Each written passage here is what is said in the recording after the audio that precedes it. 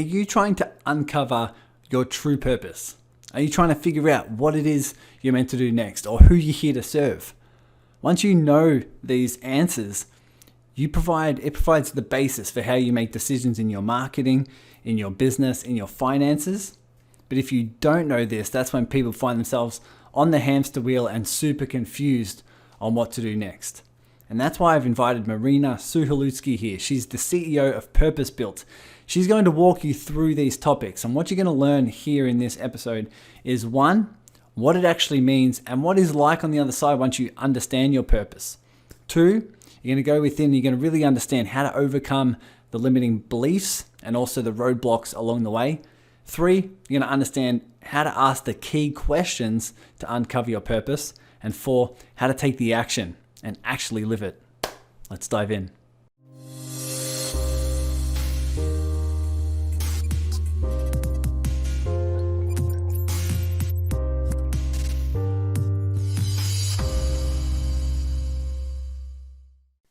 Okay, ladies and gentlemen, welcome back to the Awaken Your Business podcast. We are laughing a little bit here because we just had some voices on Zoom reach out to us and shout at us. But with all technology aside, we're going to have an amazing conversation. If you're looking to follow your purpose, follow your passion, get clarity around what you're here to do and who you're here to serve, especially the limiting beliefs that might come up and the fears that might come up along the journey, we're going to have an incredible conversation. And the reason why I know that is because I have joined Marina's workshop. Marina invited me to her workshop. I participated. I was all in, trying to really get the languaging down pat of what my purpose is and who I'm here to serve and how it makes sense in my own mind and in my own heart. And I haven't shared with you, Marina, but even months and months down the track, I don't review it consistently all of the time. I can still remember it. And every single time I get I'm confused about something, or I'm meditating on something, or something comes up and really frustrates me or whatever, I remind myself of that. It is my mission to heighten consciousness, help people awaken to who and what they are, so they can follow their heart's mission and live a life of depth beneath the surface. That might seem pretty out there to a lot of people, but to me, it feels aligned, and it gives me a lot of passion. So, Marina, first of all, how are you going? Welcome to the podcast. Thank you for taking time today. My pleasure. And anyone who's looking at her last name, it's pronounced Suholutsky. We gave a phonetic, funny read along thing. It's not like I haven't done that before. No, but we welcome you here. I can't wait to see what comes up. No doubt there's going to be some delved questions where we're going to dive in deep about money, dive in deep about these little fears, doubts, limiting beliefs we have with following our heart's mission full time and just absolutely to our purpose. But I'll read your bio here. Let me bring it up so people get a bit of more of an understanding about who we're talking to. So Marina is the founder of Purpose Built, a company whose mission is to help people wake up to who they are, who they truly are, and what they're meant to contribute in the world, and make money doing it, for God's sake. So Marina brings a unique mix of corporate background and deep personal development work to her approach. She has been trained with Dr. John DeMartini and a facilitator with his values and collapse methodologies. She's also an NLP practitioner and loves how people and companies work. Marina spent over a decade in corporate America managing 30 plus person teams and over 200 million in software for IBM. She left the corporate world to follow her own purpose, beauty, and she's here to help people live the lives of authentic and inspired. So every part of her being is inspired to help people live authentically and from a place of true alignment, so they can make the impact they're here to make in this world. And now she's working with entrepreneurs and executives to find their true calling and bring their mission to life. That's clearly what you do. I noticed the passion in your workshop of how much you love this stuff. But I'd love to give you the space to just share what it is, your heart's mission, your calling, your story. How did you get into all of this? Yeah. So, it's funny. It's like, I don't think anybody's ever read my bio out loud before. I'm like, interesting. Is that what I've done? Yeah. Um, Who am I really talking to? what's happening? So, it's okay. So I actually want to start and say thank you for giving me the space. Thank you for inviting me. Thank you for having me here. And when I think about how you and I met, Tyson, so we obviously met, for those of you who don't know, in the serving circle. We met on Clubhouse, and you invited me into the serving circle. And so in my mind, we met at the serving circle. And the idea that you have a bunch of people who are all getting together because they love what they do and they just want to create more of what they do in the world and help each other do it is as aligned as it gets, right? For what I'm doing. It's like, okay, so you know who you are, you know what you love, you want to help people doing it, and you want to bring it to the world. Like, that's purpose built. That's, and so when we met, I was like, is this real life? Are we doing the same thing here? Like, and it's been so beautiful to get to know you, to experience your magic, for you to experience what I'm doing. And there is so much alignment. It really is very much about, let's get people woken up to what it is they're meant to do here, and to actually follow their heart in doing it and help them along that path. And then let's let them, blossom in that and create really cool shit, excuse my French, but to help them create what they're here to create, and that's what Purpose Built is all about. Awesome. What do you think happens when someone has that mission statement, they have their purpose on paper, and they have the language for it that resonates with them? What does that do to them as an entrepreneur, as a business owner, even as a team leader? What do you think really happens in them when they have that? Yeah, I mean, every person is different, right? So some people, they have affirmation that what they're doing is the right path. Like that was for you, right? Like, you had a little bit of like a 1 degree tweak. It's not like you changed your entire, people think purpose is like, okay, I have to do 180 degree turn. For some people, it's like, it's affirmation. It's like, I am on the right track. This is what I'm supposed to do. It feels true to me. Just like you said, like you can remember it because it's aligned. It's like you found your frequency. And this is a spiritual podcast, right? So we can speak in that language. Like, you found your frequency, you put language to it, and now you can just come back to it and go, that's me. That's my energetic signature. That's what I'm here for. Totally. Other people, it creates that filter. It did that maybe didn't quite exist before, right? So some people will go, okay, I've just been doing this, and I've been doing this, and I've been doing this, and I've been throwing shit at the wall and seeing if it sticks. And we pull back and we go, actually, here are all the common threads in all of what you've been doing. And now let's paint the picture for you, so actually, I have been living in my purpose. I just didn't know what to call it or where to look to find it. And so, some people are sort of at the starting point going like, what am I doing here? And other people are, yep, that's exactly right. Like, we got it. We got the language, and anywhere and anything in between. And the last thing I'll say is, it is a full body experience. Like, it's not just a thought. Sometimes we'll get these mission statements or whatever, and they'll be like, I'm here to create synergy for the whatever, right? And it's a bunch of language that isn't ours. And so the second we get our language, it's like, it's a tear, it's a pop, it's a full body, like, yep, that's it. Beautiful. And I know we didn't dive too much into the question of your story. We kind of bypassed it. Oh, yeah. Oh, I can go back. Yeah. No, but let me ask you, tying into your story, what was this journey like for you in recognizing almost like your purpose is helping people find their purpose? But where did that transition happen to you when you were working in corporate, and obviously that successful journey? How did you have the courage to make that transition? How did you follow your purpose? What was that transition like for you? Yeah. So there's a couple of things I can say. So one thing I can say is, there's this concept that John teaches, who I study with, which is the idea that your voids drive your values. So the things that you perceive to have been missing, or the things that you may have had pain around growing up, are the things that you then seek out and get really, really good at. Right. And so for me, there's a lot of reasons for why I didn't feel like I could be my authentic self growing up. And I remember one thing my mom always taught me. She said, she was like, so my mom tells me the story of her as a kid in school. She has kind of like a bigger nose. And so she would get made fun of for her bigger nose, right? And she would turn sideways and go like, okay, do you see it? Like, do you want to measure it? Like, how do you want me to do this? Right? And she'd talk to people about it. She's like, listen, if you don't like my nose, like, this is my nose. Like, this is what we're working with here. Right? So you're going to just have to like deal with it, or just don't be my friend, or whatever you want to do. Right? And so she, like, as a young child, she always instilled in me, like, you're just as good as anybody else. And like, you are who you are. Right?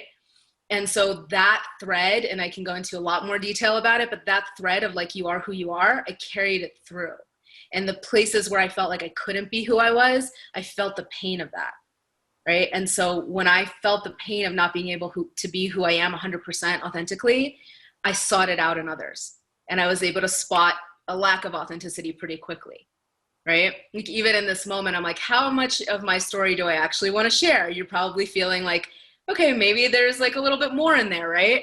And so it's a level of how much authenticity a person can have at any one moment, how much comfort level they have to like bare their souls or bare their vulnerability. Like, I have a feeling for that. And it's because of not having it all the time when I grew up, and also finding a value in it, you know, at the same time with the story from my mom. And so that was like the core, right? When you talk about authenticity, like that runs deep. That's not from a corporate perspective, right? When I got into corporate, I was like, are we playing a game here? Like, why is everybody taking themselves so seriously? Like, what are we do? Like, we're not like doing brain surgery or rocket science or sending people to the moon. Like, we're doing marketing and branding and putting products in market. Like, we're taking ourselves very, very seriously, and nobody's having any fun. Like, what are we doing here? And so I actually went in and started like just being more and more and more myself to like test the limits. Like, I once wore a pug shirt to a CEO's office just to see if he'd be like concerned about whether or not I dressed for the occasion, you know? He's like, why are you, like, you could just, everybody was like, and I just showed up with a big dog on my chest, and I'd be like, hey, what's up? Like, are we here to play, or are you going to listen to what I have to say? You know, like, what's more important? And so I would test and test and test authenticity in corporate, and people would just love it, because it's like, there's this separation between I have to show up this way and I have to show up that way. And I was just like, nope, we're not doing any of that. Like, we're just not doing it. And when I started managing people, that's when I got into this place of like, hey, who are you? Like, as a human, you know, I'd interview somebody and they'd start telling me their resume, and I'd look at them and I'd say, so you're going to spend 60 hours a week here. What's going to make you happy? Who are you? Like, you want to tell me something? And they'd look at me like I was crazy. And I had broccoli growing out of my ears, and they're like, you don't want to know my like certification? And I'm like, I already read your resume. Tell me something about how we're going to interact. And so this thread of like, how do you show up authentically, and how do you keep people happy from a place that's actually true to them, has been woven throughout my career. And I left. I'll tell you one more story. I'll tell you is I left when I had no choice in how to manage my team. I had to fire 30% of my team. And I was like, I'm not doing this anymore. Like, this is not how I want to interact with people. And that's when I left, and that's when Purposeful was born. But seeing that thread passed over in terms of really connecting with people, helping really dive in deep terms of who they are, what makes them happy, and how do we provide an environment which allows them to do that. You know, instead of doing that in the corporate world, you're really starting to help, you know, entrepreneurs and individuals and even team leaders understand that within themselves. Because sometimes we just get lost, right? We get lost in all of the shoulds, what you were describing, but we don't really tune into ourselves and ask ourselves the question of like, what am I here for? And what makes me happy? What lights me up? And how do I design my life around that? It's crazy, hey? Yeah, I was just going to say, like, and what is driving my actions at work or my actions with people? I was just on a client call C-suite person in a company, and really concerned about not being heard and not listening within the C-suite. I'm trying to be a little bit sensitive to the specifics, but this person, we took a step back and we looked at what's important to her as a human, and we actually found where that void was that was driving the behavior of not listening or of not being heard. And when we took a step back to her as a human, she was like, oh, I don't, she softened. Like that behavior doesn't need to be there anymore, because we can find different ways of being heard and of being seen. And so I think a lot of the other thing that maybe I don't talk about as much, but a lot of this work is about choice. Like, what do you want to do? What do you choose to lean into? What do you create awareness around and then move away from, right? Mm-hmm. So that you can be the most authentic version of yourself without some of the societal stuff, the family stuff that's kind of like in the background driving some of those decisions. Well, that would be my next question is, what's the biggest sort of roadblocks or challenges people find against? Because I know deep down when people meditate, they go in, they can generally get an understanding of what lights them up, what really is the thing that would is their heart's calling, is their mission, and they really understand it, even if it's a glimpse of what their next step might be. But what is that roadblock? What is the challenge with allowing people to go all in on that and to really follow it full time and do what they're meant to do in the world? What have you seen as the biggest roadblocks? So you wanna sneak peek into something I just beta tested last weekend? I'm in.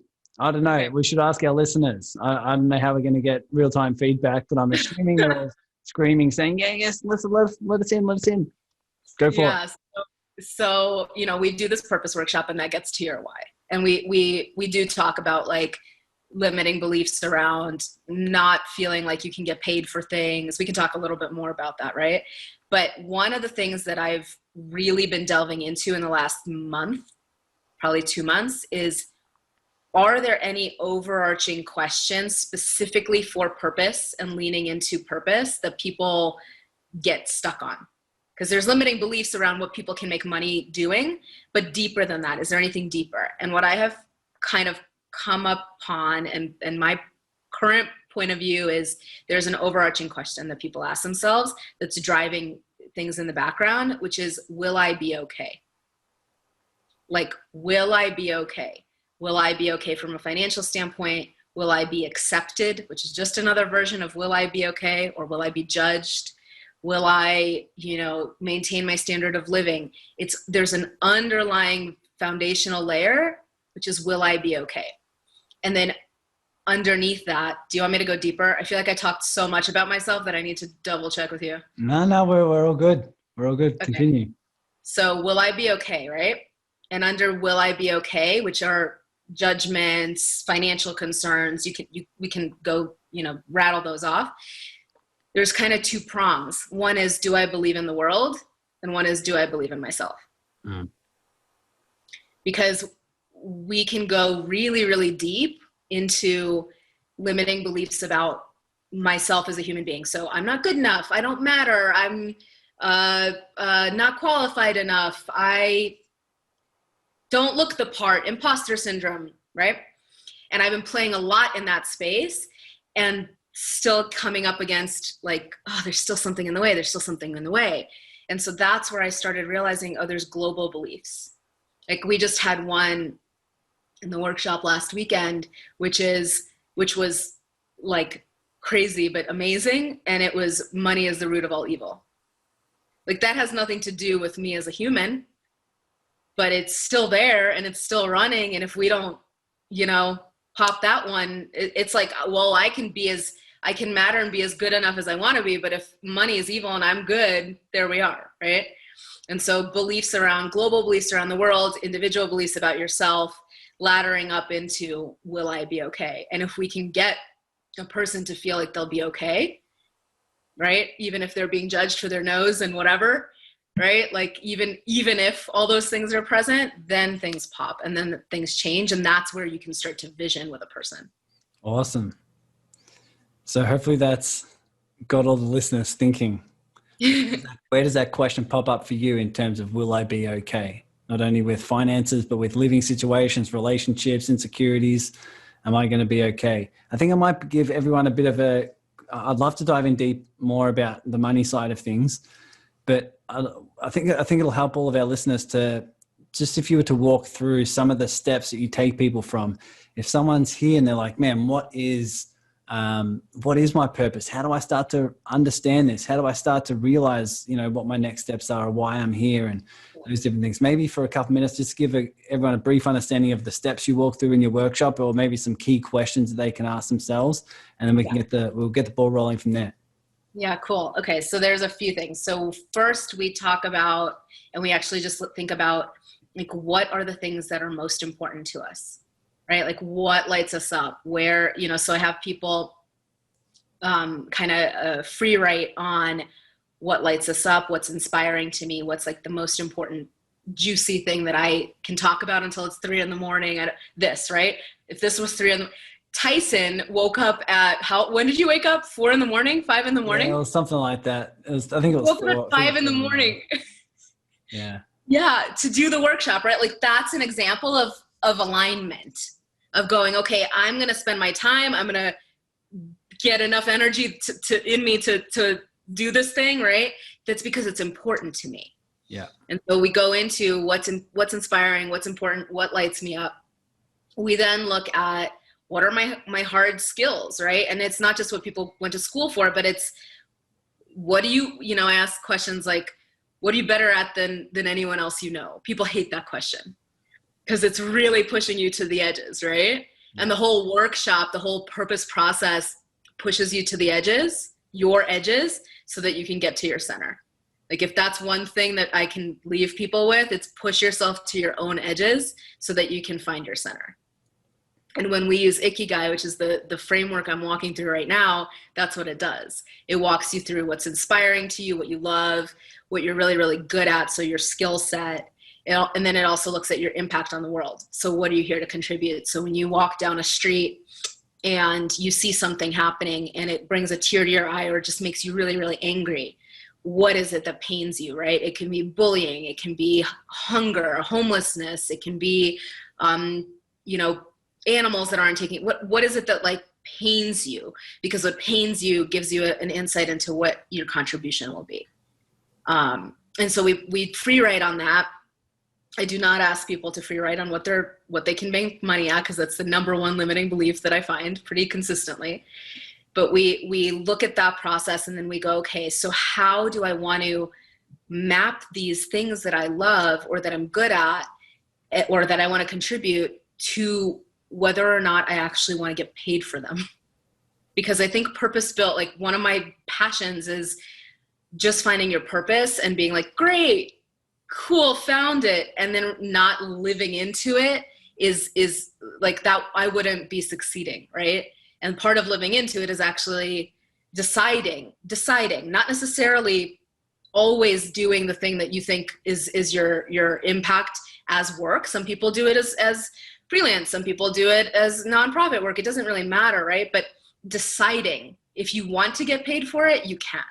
Mm-hmm. And walking people through that process, choose, like, do you want to get paid for this or not? And then we help them kind of start to vision and get into a sense of gratitude for creating that space so that they can bring it into the present moment. Beautiful. So you're working on, one, what's most important to you, what lights you up, and you free write about all of that. 2 is your hard skills. What are you better at? What are you better at than anyone else? Question that everyone hates. And then 3 is that really going deep in terms of your experiences of what pains you, what frustrates you, what's out in the world that just gets, your fire going. But then also relating that to what you love most in the world and where you find the beauty. Is that really where you start to hone in on all these different aspects of life and then seeing if there's a common thread and if there's a different thing that is there? Yeah, we do a lot of free write exercises that help you get underneath the surface of the things you're comfortable saying, right? And we extract language.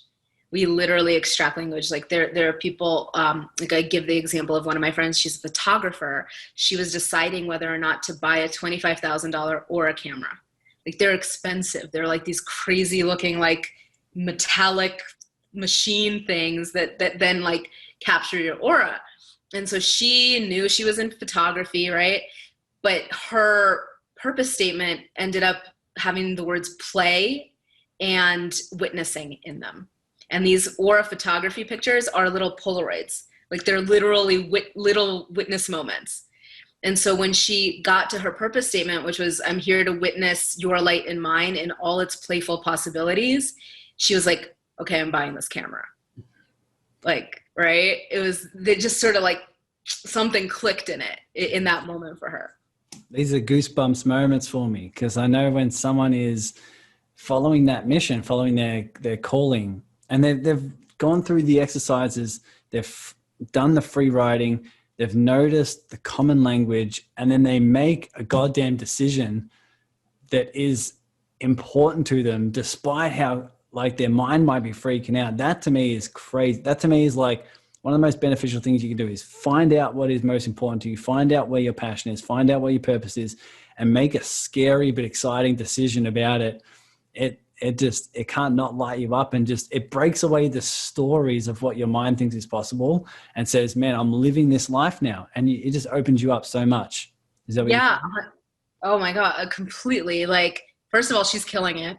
Like that 25 grand is, she flew to St. Bart's last 2 weeks ago for a private, or like, it's just like, it opens up, your world opens up. I heard once somebody say that the difference between an entrepreneur and somebody who's thinking of being an entrepreneur is that, you know how they say, take the hard step and like, there will be support, you know, something will open up for you. That's kind of what you and I are talking about. The difference in mindset is that an entrepreneur believes that it's because they're the ones taking the step that the door opens up. Like it's because I'm doing it that opportunities will open. That's the level of belief. Because a lot of people are trying to do it the opposite. They're trying to say, once the door opens up, I'll take the step. And they're trying to follow their heart's calling from a place of safety that says, I'll do it as long as everything's in place, right? Once everything's in place and everything, I know I'm going to succeed. I'm not going to fail. Everyone's going to love me.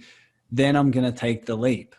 But we don't know. Those opportunities will never come, because the universe is teaching you the lessons of trust and to just follow your heart and be guided. So when you do take the action, when you do buy the camera, 25 grand, all of a sudden the opportunities open up. And same with everyone listening. As soon as you follow that step that says, where your mind's freaking out and says, oh my God, if I just did that, my world will, open up all new possibilities. Taking the courage to take the leap is the thing that opens up the doors. So that's the nuance. Like having the courage to do it is the thing that actually opens it up. Yeah. Awesome. Can I tell you one little additional story? Go for it. So I put in my notice from corporate 3 days before COVID really hit in the States. Like it was like March 9th. And I had a big team and I turned down a promotion. I have a video I'll show you one time offline, Tyson, a Marco Polo that I sent to somebody after I had turned down this promotion. And I'm just like losing it. I'm like, who turns down a promotion? I went from a 30-person team to a 180-person team is what I was turning down. And it was a big deal. Like woman, like works my way up, all of that, right? Like I did the thing. I checked the box. Right? And when I gave notice and then COVID hit, I had a massive trust fall process with myself. Massive. I was like, should I go back? What, like, we don't know what's going to happen. This was early, like really early. What if I need to help my parents? Like all these things. And I was like, look, Marina, I had a big moment. I was like, you're not going to start a company called Purposeville and like go backwards now. Like, you're not going to like do this now. Right. Like you just were doing it. And yes, we don't know what the outcome is. And like, and I tell people I had a transition plan. Everybody needs a transition plan. It's not like I had no money in the bank and I was just just blind trust. There was some practical reality. I was like, we're going to make a measured, conscious decision, but we're going to trust. Yeah. And yeah, I mean, it was COVID, like the beginning. Yeah. Wow. Crazy. And I guess, what was the belief that instilled in you? If you have this deeper levels of trust, was there a particular belief that you thought, no matter what happens, or if this happens or whatever, what was the belief that allowed you to follow through? It was a knowing. I had done enough of my own sort of, what am I here for? Is this right? I'd obviously had purpose built in the background, and I was building it and testing it and all those things. And I just knew, like, I knew that, one, I didn't agree from a management perspective with the decisions that they were making, right? The whole 30% layoff thing, we can have a whole other conversation about that. But I knew that that path was no longer going to be my path. So I had to find another path. And I could I don't know how to describe it except to say that, like, I'd felt it click. Like, I knew that this thread of authenticity that we've been talking about, like, I had gotten to a place where I was like, if I do other things, I'll be at like 50% of my inspiration. If I go all in, at least I'm all in on the thing I love. Yeah. And it just was I just knew, like, I got to a place of knowing that had taken me probably a year and a half to get to, maybe even a little bit more. But once you know, at least in my perspective, you sort of can't not do it. Yeah. And you gotta think that everything that we're here to pass on to someone, or teach, or coach on, or the example we're here to be, the lessons we're here to teach, the universe will line up the lessons that you need to learn in perfect harmony for you. For example, Yep. If you're teaching people, if you're coaching them, if you're working through in terms of purpose built, you need to take those leaps yourself. And because now you truly, when you're running these workshops, operate from congruency and operate from a place of integrity, and people can feel your certainty, they feel your confidence. Yeah. Especially when I remember when I took your workshop, you took a lot of time helping people overcome the belief around money, and you're like, you can get paid doing anything. We have so many things at our disposal, so many resources at our disposal, so many opportunities right now. It's just a matter of being resourceful enough to getting paid doing what you love. And that the excuse of, I can't get paid doing that, is not an option in your workshop. And It's literally not. Right? Yeah. But that comes across with confidence. So what can you talk to on that? What if someone is talking through themselves and saying, oh, I'd love to do that. It feels like exciting. That feels like a big pull, but I can't make money doing that. Obviously, you said before, deciding is the first step. Like, is it really, if anything's possible, is it something I would love to get paid doing? If that is their calling, what are some steps, or what are some tips you have for people overcoming that fear? Yeah. So one thing that was really useful for me, and that I do a lot with clients, is I actually have them list out all the things they think they're going to lose, or they're afraid of losing. Because the role of the subconscious mind is to protect us. It will not let you take action if it fears or thinks you're going to lose something, right? What are you going to put in its place? And so one of the things I do is I basically say, like, even including money, right? Like, okay, if I am going to lose a paycheck every 2 weeks, that is, I'm just going to say $1,000, just to make it simple, right? Where else in your life does that $1,000 already exist? Find it. And I actually have them find it. It's either in savings, or it's in, a side gig, or it's in my parents will help me out, or it's in, I'll pick another shift up, right? Where actually is it possible to have that money? And so it quiets the subconscious mind and shows you, okay, it's actually here. It's accessible. And that's a really interesting process, because energy it's not created or destroyed, it just shifts form, right? And so if you can show a person it's actually already here for you, just like your purpose is already here. One of the things you and I haven't talked about is that purpose is a state of being. You're actually already in, you and I are in our purpose. The person, like if you're listening right now, you're actually in your purpose. It's just understanding where to look. And so the same thing is true for list all the things you're going to perceive to lose: health insurance, whatever, social interactions with team, with peers, and actually list out, where do I already have those in a different form? And when you find that and you get to this, there is a moment you're just like, oh, I'm not losing anything. Right? And if there are things you cannot find that you're just like, they don't exist. Right? I don't have $1,000, right? Then you find limiting beliefs that point to like, where in you are you not capable of making it?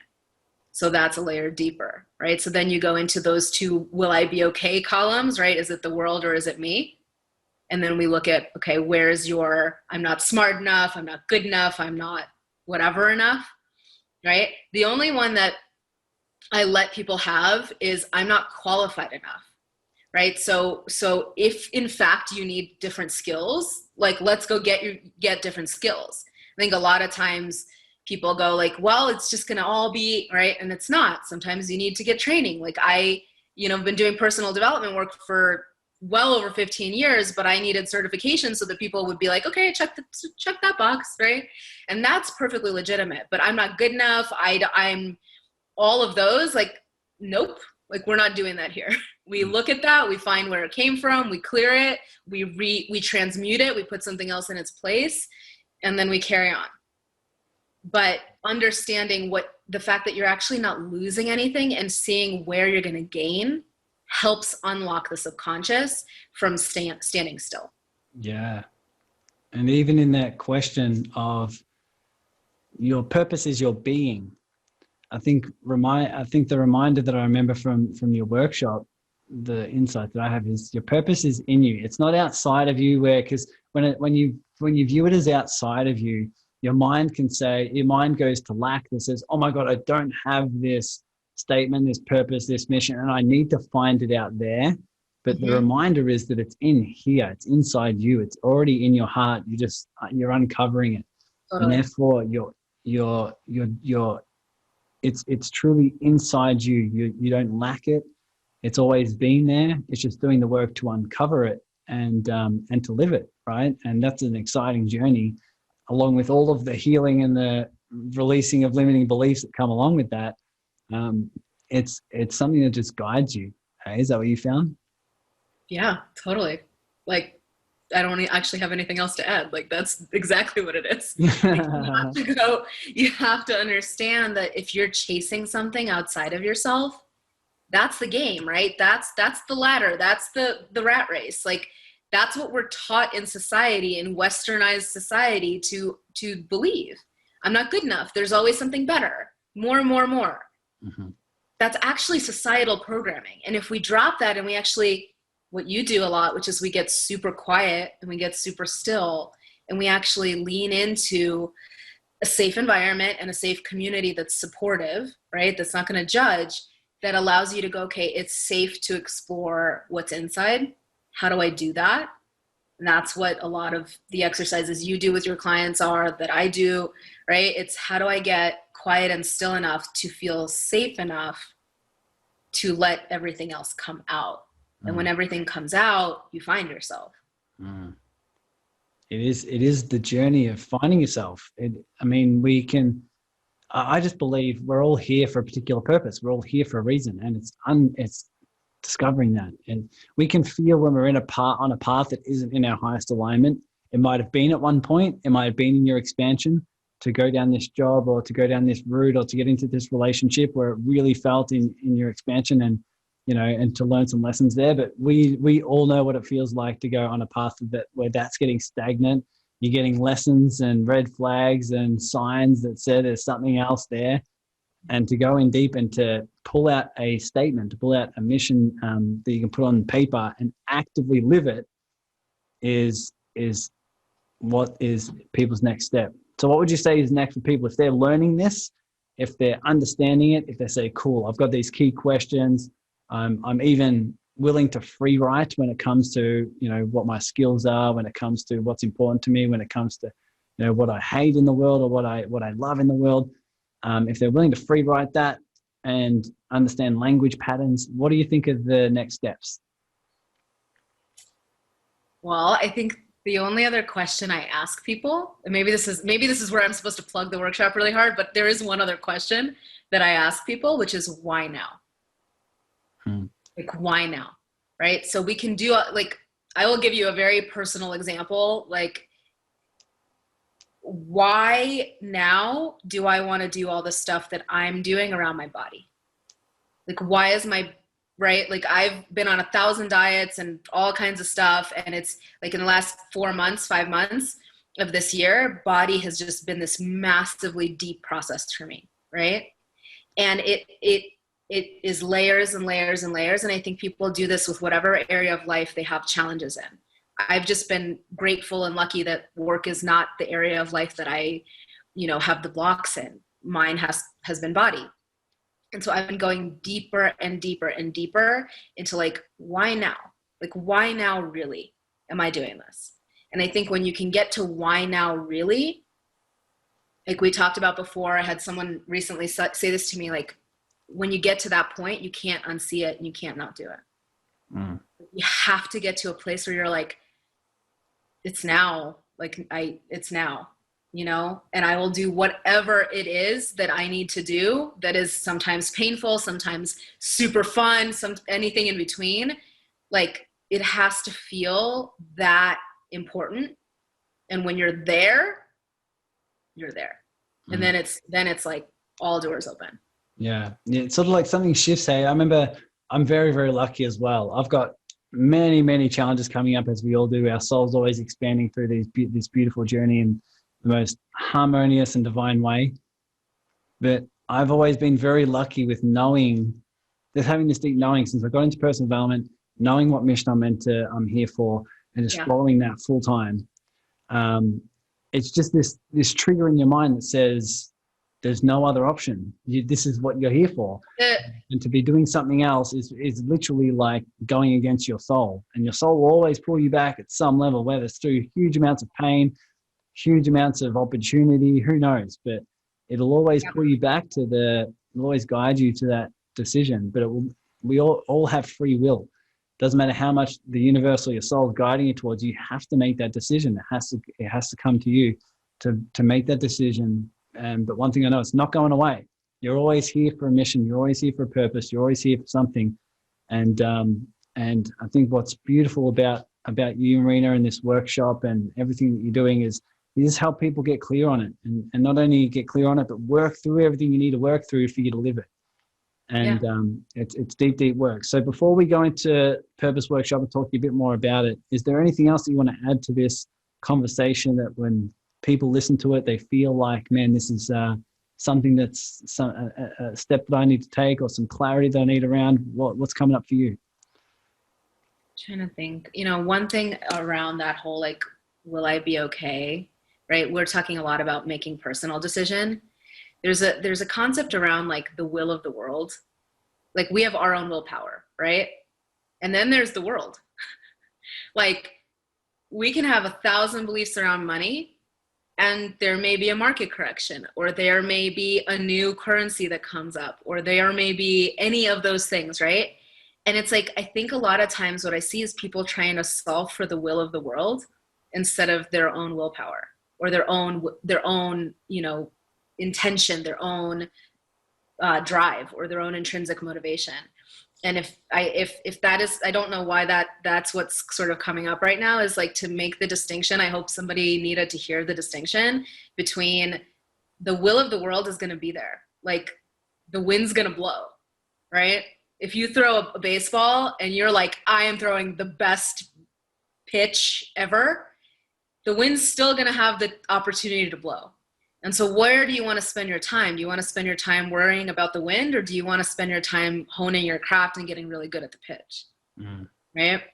And that's, hopefully that's useful to somebody. I'm not sure why that came out, but it comes up for the perfect reasons. No doubt people are gonna resonate with it, or they're gonna have a little chuckle and a laugh, whatever it's meant to be. Hey, we just let the world sort that out.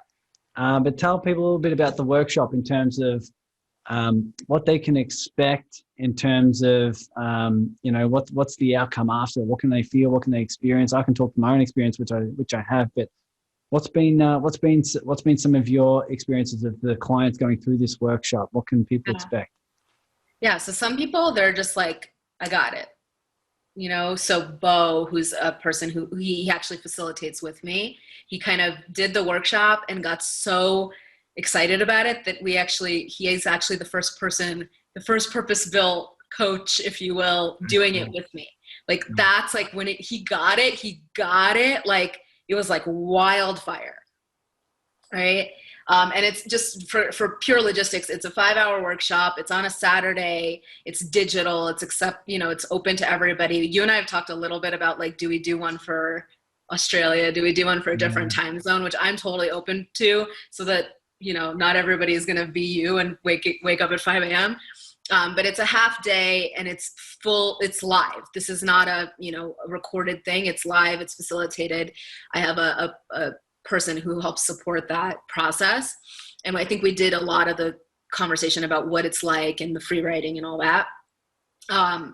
And from there, we have an integration call. So about 10 days after, we get back together in the community and we all kind of share, how's it going? Some people are tweaking the language a little bit. Some people are like, I had one person get on the call and she had this massive like aha moment, right? She gets on the integration call. She's like, I hate it. Right? And I say that like, that's not the best pitch, right? But it actually is, because what she had between that workshop and the 10-day integration call was this massive realization that part of her statement was coming from a place of trauma. And so it unlocked for her and she rewrote it and she's been following her process ever since. And so, I say that because I feel really strongly that like a lot of times you do some really big work, right? And then you just sort of like, okay, now what? Where's the integration? Like what happens after that? And my intention is not only to just to do as much as I can in that time frame for people and give them as much value, but to create a community. Right. And so we have a monthly integration call for the entire purpose-built community, all my clients, one-on-one coaches, one-on-one clients, workshop participants, all that. So there is a community component to this. And then depending on where you're at in your purpose process, you might move on to the second one, which is all about clearing any resistance that's in the way, which is that beta that I was telling you about. And then once you get clear and you actually have your vision pretty solid, that's when we go into creation mode. So what's your offering set? Or if you want to go back into a standard career, there's like, how do you position yourself? How do you message yourself? What does your resume look like? So we go into creation as part 3 of this sort of overarching, find your purpose, get super, super clear on that thread, on that frequency, clear out anything that's in the way, and then create and then make stuff. So cool. So cool. That action steps are important, and integrating into your life is one of the best / scariest journeys you'll ever take. But where can people find out more about you, more about the workshop, follow you online? What are the best ways? Yeah. So I'm on Instagram. I'm like doing the digital thing. It's new for me. So bear with me. That's why you're like, tell me your story. I'm like, I think I remember what my story is. It's all still very new. The digital, I'm really, really lucky. And very grateful that I've have this community that I've built, over the last 3 years of having moved to Denver, that has shown up and been in support and just been lovely. And they are kind of like driving they're the support behind me going digital. So I will leave the website. I'll leave the link to the Purpose Workshop. It's just purposebuilt.io is very, very simple. You can find everything under there. But we'll leave a link to the workshop, to the Purpose Workshop. And then you and I already have a code for your serving circle members. So if you are part of the serving circle, which if you're listening to this, if you're not part of the serving circle, like, yeah, what are you doing? What are you doing? What's happening? And so we have a 20% off code for the serving circle members. It's just serving circle 20. And that code it's just for this community. And so it's not just this next workshop. It'll be around as long as we're doing workshops, basically, and as long as the serving circle is a thing. Beautiful. It's not going anywhere anytime soon. So I don't know if people listening to this in like 2070 or something, like, where the hell do I find the serving circle? But yeah, I love your ability to serve. I love how you're following your passion and your excitement, and you're just truly integrating and living it. I think the courage, the compassion, the confidence that's pouring through you, it's clearly you're being the example of living it. So very, very well done. Is there anything else that's coming through? Just a piece of information that would help this conversation feel complete? I think just okay, I've read a book recently that is phenomenal. It's called The Universe Has Your Back. Have you heard about it? I've heard about it. I haven't read it. It's heard about so good. It's epically good. It's Gabby Bernstein. I saw her online and I was like, oh, that's going to be me. Like, it's going to be my version. But it's like the first coach I saw on the internet. I was like, oh, alignment. Like, I see you. We're doing this thing. Like, I want to know you. We're going to be friends. Like, she wrote this. She's written a bunch of books. And this one that I've most recently read is called The Universe Has Your Back. And one of the mantras in it, to the point around orienting towards, to answering the question, like, will I be okay? Mm-hmm. Is I choose to learn through love, not fear. Beautiful. And you can substitute the universe, God, compassion, gratitude, whatever you want for love, right?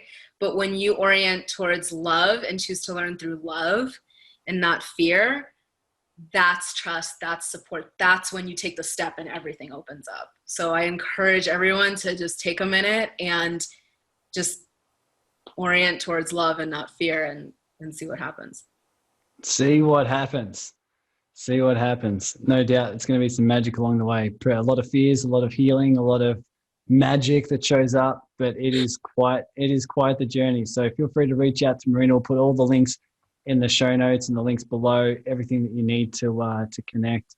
But Marina, this has been incredible. I can't wait for people to hear this, and I just want to support you and all the best for the journey, what comes next. Thank you. Thank you for everything you're doing for every single entrepreneur and or human who is leading from a place of heart. It's my pleasure. Thanks so much for being here. Very much appreciated.